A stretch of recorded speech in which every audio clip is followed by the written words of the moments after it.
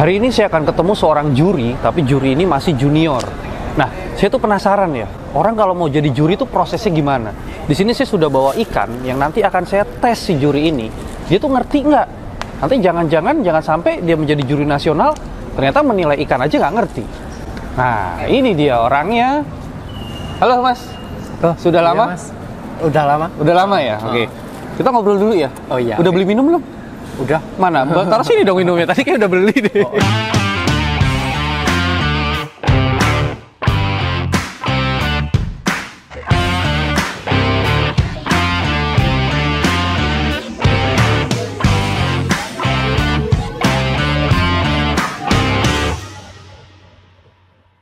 Nah, jadi seperti yang saya bilang, saya ketemu dengan seorang juri junior yang rencananya akan menjadi juri senior atau juri nasional ya. Iya. Oke, panggilan Mas Rizky ya?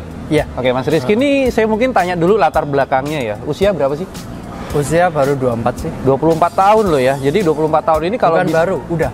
Oh sudah. Oh, bagi saya baru sih. 24 tahun kalau nanti berhasil menjadi juri nasional, ini menurut saya akan menjadi tolok ukur di Indonesia bahwa untuk menjadi sukses dalam dunia gapi itu tidak menutup kemungkinan usia-usia muda ya. Tapi kalau saya boleh tanya lagi nih latar belakangnya, sejak kapan sih main ikan gapi? Oh iya. Oh iya, ini aku mulai cerita. Mungkin saya awal dulu itu kan dari kecil udah suka ikan nih. Dari kecilnya tuh usia berapa ya? Mungkin SD. Oh SD. Kan, nah, SD kita udah main ikan. Mungkin kalau dulu kan belum penjurusan di Gupi. Iya. Belum di Gupi. Jadi masih banyak ikan-ikan yang saya pelihara. Untuk khususnya untuk ke Gupi itu aku tahun 2014. 2014 itu masuk ke gapi. Masuk ke gapi. Kan itu kan awalnya gini. Jadi pas pertama aku lihat ikan gapi itu kan tanya ini sama temen ini ikan ini berapa? Gitu. Dia jawab 200.000. Pada saat itu kan aku kan masih merasa ikan sekecil ini 200.000. Padahal itu nanti saya tanyakan untuk apa itu cara berkembang biaknya dengan mudah, terus dengan uang segitu tingginya itu kan nilai plus bagi kami. Ya. Jadi kan awalnya mulai dari itu saya belinya itu karena mahal. Bagi saya itu ikan mahal. Oke. Dan ikan kecil 200.000. Ternaknya mudah. Ya. Nah, jangka panjang itu aku kan akan berpikir soal bagaimana cara menghasilkan uang dengan ikan itu. Ya. Awal mulanya kan seperti itu. Itu seiring berjalan waktu dalam perkembangan Gupi itu nanti kan ada setiap kota itu ada Mas, apa itu kontes itu loh Mas. Jadi pada Tapi tahun 2014 itu sudah ada kontes belum ya?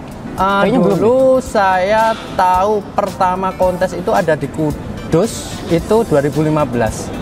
Itu udah ada. Iya, 2015 udah ada. Awal-awal ya. 2015 itu udah ada. Nah, itu aku berarti ikan gupi itu ikan yang mahal, tapi memang peminatnya itu nggak dibatasi oleh umur. Oh gitu. Oke, jadi bisa dibilang 2014 tuh kalau menurut saya awal banget sih, karena saya masuk ke dunia gapi itu kan 2016 akhir. Dan saya baru ngehnya bahwa peluang pasarnya itu gede adalah tahun 2017 awal. Iya. Jadi artinya kalau saya menilai pasar dari gapi ini bagus, itu tadi ikannya ini mudah dicetak sebenarnya. Tapi seakan-akan ada nilai plus yang nggak semua orang bisa lihat menurut saya. Iya. Jadi artinya awam ngelihat gapi yang harga 200.000 dengan yang harga 20.000, awam ya, itu akan melihatnya sama loh. Iya. Iya kan? Tapi ternyata setelah kita pelajari, oh berbeda. Nah itu menurut saya menarik. Jadi sesuatu yang bisa dinilai lebih, walaupun di mata awam itu sama, itu artinya dia punya nilai yang mungkin nggak semua orang tuh bisa lihat. Jadi ketika dia memang punya nilai, artinya dia tuh seperti benda seni kalau saya bilang. Iya benar. Betul ya. Dan terus kemudian berkembang dengan ada kontes, dan ternyata kontes semakin ramai kan sekarang. Iya. Oke, mungkin bisa cerita dulu nih, kenapa kok saya kan dengar kemarin sempat jadi juri, asisten juri ya? Iya. Nah, sempat jadi asisten juri. Kenapa sih kok sampai kemudian tertarik untuk ke dunia penjurian? Oh gitu. Awal kan breeder. Saya apa itu berkembang apa? Mengembang biakkan ikan itu kan dengan Kirain saya berkembang biak. Kalau kita jual aja kan kita nggak ada apa ya reward untuk penciptanya. Cuma ya dapat sih, tapi kan finansial. Ya. Itu tapi kan buat kita dikenang itu kan nggak dapet nih. Ya. Nah, otomatis saya masuk ke kontes. Pertama kali juara kapan dan di kontes mana? Kalau nggak salah itu di Pekalongan 2015 itu. Wah, jangan-jangan. Kayaknya. Oh, tapi lupa 2015 ding ya? Kalau saya ikut 2016 ding, Desember. Itu jadi yang kedua kalau nggak salah. Mungkin 2015 ikutnya. Kayaknya 2015. Entah itu, aku nggak lupa sih. Kelas apa dulu? Ingat nggak? Apanya? Menang di kelas apa? Dulu itu menang di kelas Magenta. Oh, Magenta. Loh, Magenta ada kelasnya dulu? Ada. Oh, Ada. ingat. Pemalang atau Pekalongan. Pekalongan ya? Pokoknya ada satu kalau nggak Pemalang Pekalongan. Dulu pernah sekali ngadain kontes itu per jenis per kelas. Oh iya betul. Nah, terus waktu itu saya support tuh. Jadi dia IPR sendiri dulu. Dragon sendiri. Betul. Terus kenapa kok tidak diteruskan gitu loh? Karena katanya sih peserta setiap kelasnya sedikit. Oh iya, ingat itu kelas. Dan kalau nggak salah si Magenta itu memang boom di Boyolali, Klaten ya? Iya. Bener nggak sih? Betul. Saya dulu juga sempat ngambil di daerah sana itu Magenta Big Ear kan ya? Iya betul. Nah, itu juga sempat saya ekspor juga. Karena memang diakuin sama luar negeri tuh ikan yang unik dan menurut mereka ini jadi ikannya. Betul sekali. Itu penciptanya itu orang Jogja. Orang sebenarnya. Jogja? Oh. Tapi kan tetap diinovasi dari orang Klaten sama. Jadi pencipta Magentanya orang Jogja, cuma diinovasi gitu ya, Iya, dikembang, di upgrade lah ya. Nah, sekitar 30 sampai 40 trofi itu sudah saya dapat. Wih. Dan yang saya banggakan, yang saya targetkan itu Piala GC itu sudah saya dapat. Oh, waktu itu GC di mana? Itu di Jogja, Piala Wali Kota dulu. Nasional, kontes nasional. Nasional. Wih. Piala Wali Kota. Jadi itu yang memang apa itu acuanku berternak itu juara dan mengejar itu. Bukan karena ini apa itu aku ingin jadi juri atau apa itu. Oh, berarti sebenarnya bukan ke arah sana ya? Ya, cuma greget aja mau masuk ke situ gitu. Paham sih. Jadi seorang petani itu kan nggak semuanya paham arah beternak ya. Jadi artinya nggak semua petani itu orang yang nyetak ikan itu nggak semua paham standar kontes. Iya. Jadi kadang dulu saya ngalamin nih waktu 2017 saya hunting ke petani-petani untuk nyari ikan yang masuk ke standar kontes. Jadi artinya saya hanya beli 25.000 waktu itu bisa juara di kontes. Tapi ketika si petani ini tahu standar kontes, itu mungkin menjadi acuan dia untuk nyetak ikannya menjadi standar kontes. Dan ketika bisa menang itu kayak berarti aku sukses nih ya. Nah, betul. Padahal kan yang diciptakan standar kontes itu kan nggak gampang. Jadi artinya kalau solid ya harus benar-benar solid. Iya betul. Terus kemudian bicolor juga ada ini. Nah ini saya mau tes nih ya. Ini kan pernah menjadi asisten juri, sering menjuarai kontes, jadi seharusnya sih tahu ya penilaian ikan ya. Iya. Oke, saya ini bawa beberapa ikan aja.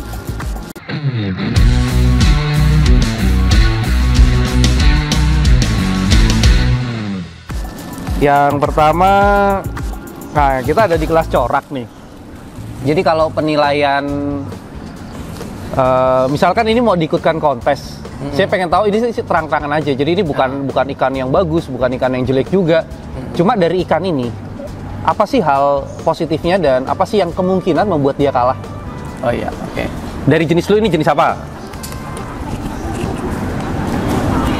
Dari jenis ini kan kobra ya. Kobra. Aku juga pernah ngikutin kayak gini sih Om. Jadi yang saya lihat untuk ini, misal progres untuk ke depan itu nggak berani Om. Dari ini untuk diprogres nggak berani ya? Nggak berani. Karena kalau ini saya progres nggak berani karena gini.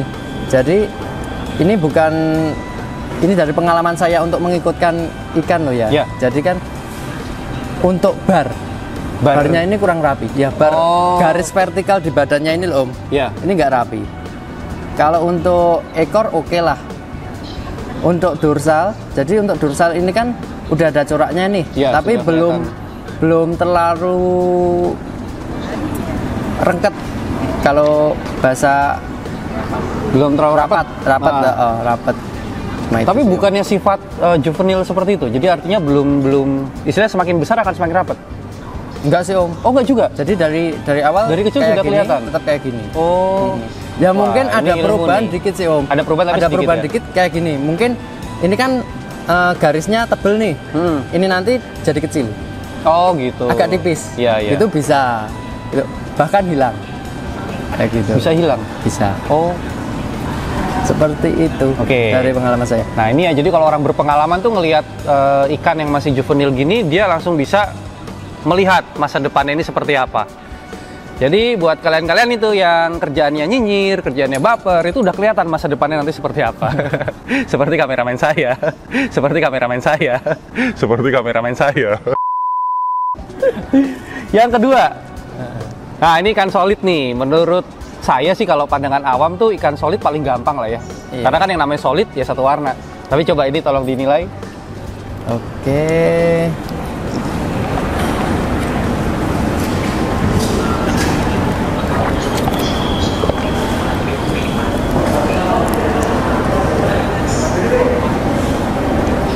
Kelihatannya keluar warna Solid. kuning ya. Iya. Oh, solid. airnya kuning. Bagi saya bagus sih Om. Oh, ini bagus. Karena dari warna ya. Iya, dari warna dulu. Kita bahas dari warna sesuai pedoman saya yang saya tekankan itu body, ekor sama dorsal itu harus satu warna. Kan Nah, kalau misalkan ini kan hitam nih. Nggak satu warnanya gimana contohnya? satu warna misal kayak gini. Kan ada kalau jenis solid Moskow ini kan kadang ada yang biru. Ya, tapi itu kan kalau ditembak cahaya. Tembak cahaya. Ya. Maka dari itu, kalau apa itu yang untuk ikan kontes itu harus Bener-bener? satu warna. Oh, Kadang ada Om. Jadi di badan itu kayak luntur. Jadi grey. oh, Abu-abu. tapi bukan hitam gitu ya? Enggak, Oh. ya hitam tapi cuma kurang pekat. Jadi yang kita ikutkan itu kalau bisa kan yang apa itu hitamnya sama. Ya. Dorsal, ekor sama badan. Kalau untuk ikan tahu sendirilah kalau Moskow itu delta itu susah. Ya. Kan gitu. Delta lancip ya nih maksudnya? Ya kayak kalau kayak gini mungkin ada toleransi, tapi untuk perkembangan sekarang itu banyak sih Om. Jadi yang delta banget itu banyak. Jadi untuk ekor ini kurang. Oh, karena sudah banyak yang bisa delta sudut ya? Gitu. Terus mau tanya nih, seandainya kelasnya itu kelas solid, terus kemudian orang ada yang ikut full black, jadi bener-bener hitam, sama yang dia bilang black Moskow itu kan katanya wajar kalau ditembak luar biasa biru, tapi rata gitu loh, tapi rata. Dia kalau ditarungkan dengan istilah foam yang sama, tapi yang satunya kebiruan tapi rata, yang satunya hitam tapi rata, menang yang mana? Nah, kalau itu dari pengalaman saya lihat perkembangan itu kadang ada juga gini Om, tergantung kita kontes itu kan tergantung kontestan nih. Ya, Jadi ikan yang milik teman itu seperti apa itu kan kita juga harus tahu. Kadang kalau seperti itu yang menang, yang itu mendekati ke yang saya bilang tadi. Pokoknya acuan. Ya. Iya, acuan kan banyak ini. Ya. Tapi kan ya Yang menang yang mendekati acuan. Jadi kalau saya boleh tanya, sebenarnya kita kontes itu ikan kita dibandingkan dengan acuan atau ikan kita dibandingkan dengan musuhnya? Itu bisa juga masuk yang mendekati acuan dulu Om. Acuan dulu ya? Acuan dulu. Pokoknya nomor satu acuan. Acuan dulu. Acuan dari penjurian itu seperti apa? Itu. Kalau untuk yang kedua itu tergantung lihat kontestan. Kadang juri juga bingung nih.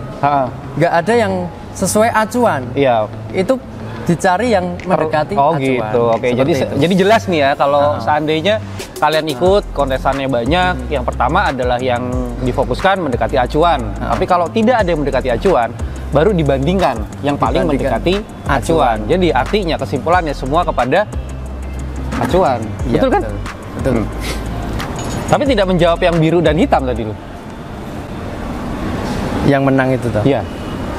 Solid loh kelasnya. Kan solid kan berarti enggak full black kan, berarti solid.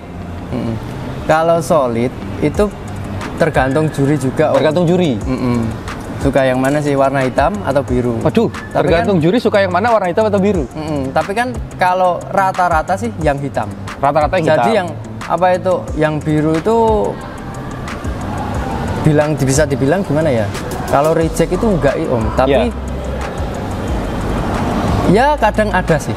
Kalau yang blue itu yang menang. Oh, Gitu.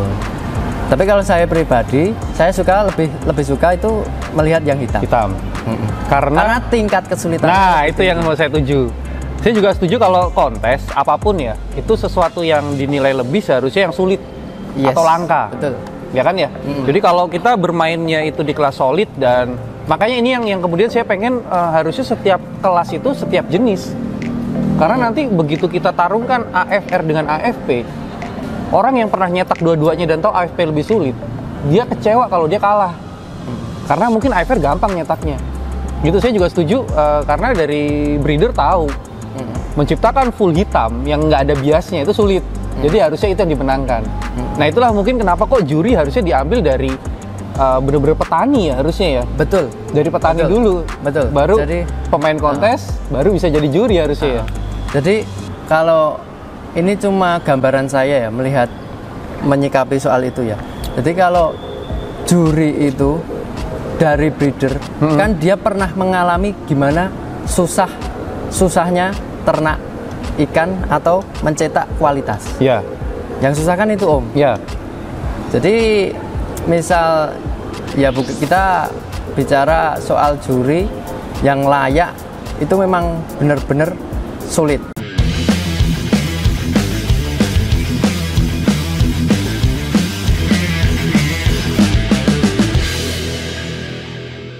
Jadi kesimpulannya nih setelah menjadi asisten juri kemarin, itu ada sebenarnya gini, niatan diri sendiri atau ada dorongan dari teman-teman sih untuk lanjut ke tingkat nasional?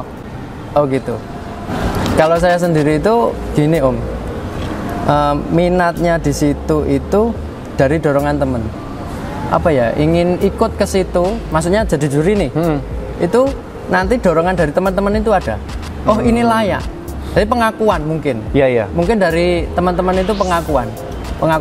Oh ini layak untuk ke depan untuk menjadi juri. Seperti itu yang saya lihat. Karena mungkin sudah sering juara dan itu ikan hasil breeding sendiri, gitu ya? Betul. Oke. Kalau saya sendiri itu nggak berminat sih, berminat. Maksudnya biasa aja gitu Maksudnya ya? biasa aja, nggak terlalu fanatik untuk harus menjadi jadi juri. ini.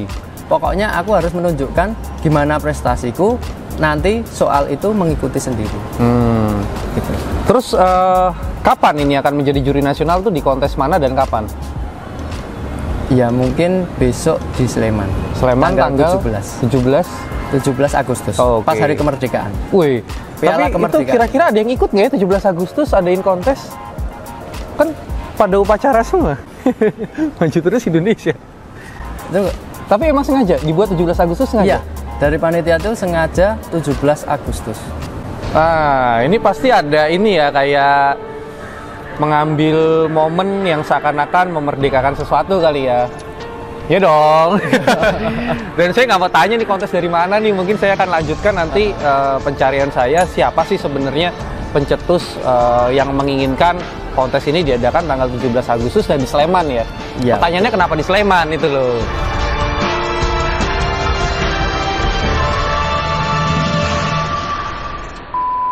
Jadi kalau kalian setuju saya membahas ini, silakan komentar di bawah. Saya akan cari orang yang pantas untuk bicara soal ini. Ada satu ikan lagi, saya lupa. Nah ini sekalian deh. Ini kelas bicolor. Coba dinilai dulu. Oke. Udah mau aku tutup aja tadi.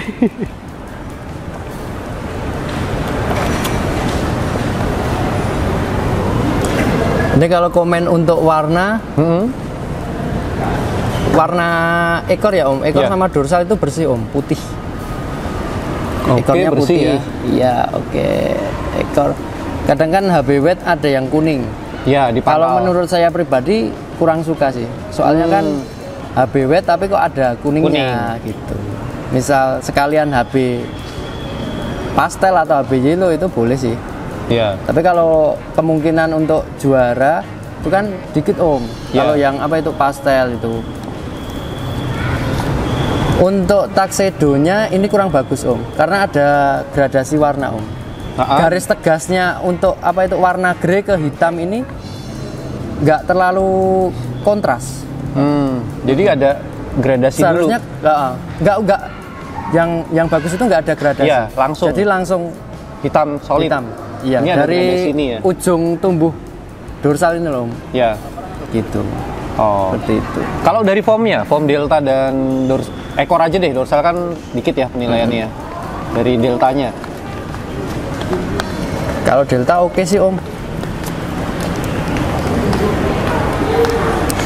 Oke nih Om, Delta bagus ya. bagus.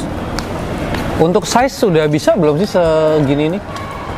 Kalau untuk reguler, yang kelas reguler itu loh Om, Iya.